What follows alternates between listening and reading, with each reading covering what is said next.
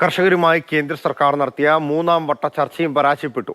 കർഷകരുടെ ആവശ്യങ്ങളിൽ തീരുമാനത്തിൽ എത്താൻ കഴിയാതെ ചർച്ച അവസാനിപ്പിക്കുകയായിരുന്നു. നാലാം ഘട്ട ചർച്ച ഞായറാഴ്ച നടക്കും. ചർച്ച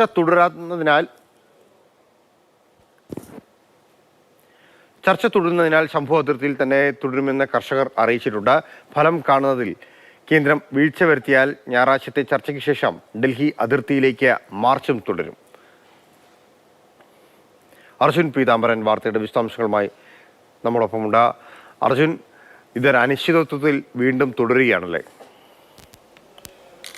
തീർച്ചയായിട്ടും ഈ താങ്ങുവിലയും അതുപോലെ തന്നെ കർഷകർക്ക് വേണ്ടിയിട്ടുള്ള പെൻഷൻ, ഈ രണ്ട് കാര്യത്തിൽ പ്രധാനമായിട്ടും ഒരു തീരുമാനത്തിലേക്ക് എത്താൻ വേണ്ടിയിട്ട് കർഷകർക്കോ അല്ലെങ്കിൽ കേന്ദ്ര സർക്കാർക്കോ സാധിച്ചിട്ടില്ല. അതുകൊണ്ട് തന്നെയാണ് ഇപ്പോൾ ഈ പ്രതിഷേധത്തിൽ നിന്നും പിന്നോട്ടില്ല എന്നുള്ള കാര്യം കർഷക സംഘടനകൾ അറിയിച്ചിരിക്കുന്നത്.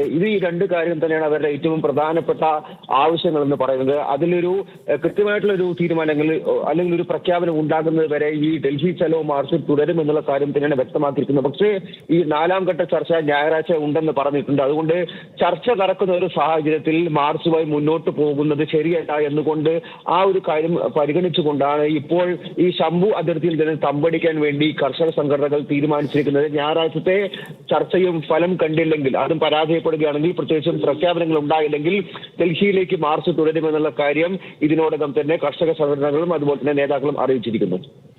ഞായറാഴ്ചത്തെ ചർച്ചയിൽ പ്രതീക്ഷയുണ്ട് എന്നുള്ള രീതിയിലാണ്. കാരണം കഴിഞ്ഞ മൂന്നുവട്ട ചർച്ചകളും പരാജയപ്പെട്ടു. തിരഞ്ഞെടുപ്പിന്റെ ഒരു സമയം കൂടിയാണ്. സ്വാഭാവികമായിട്ടും സമവായത്തിന് സർക്കാർ നീക്കങ്ങൾ ഉണ്ടാകാനുള്ള സാധ്യതയുണ്ടാകുമോ?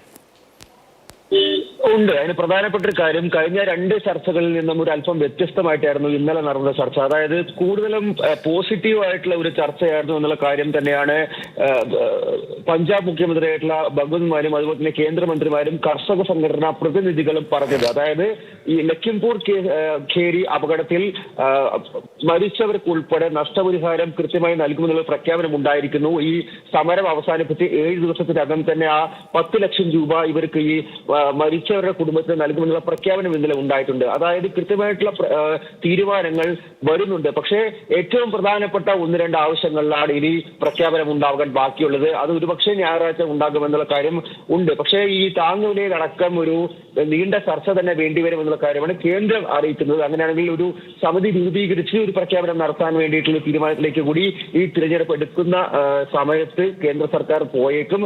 അതുകൊണ്ട് തന്നെയാണ് ഞായറാഴ്ച വരെ കാത്തിരിക്കാൻ വേണ്ടി ഇപ്പോൾ കർഷകർ ശംഭുവിൽ തന്നെ തമ്പടിക്കുന്നത്.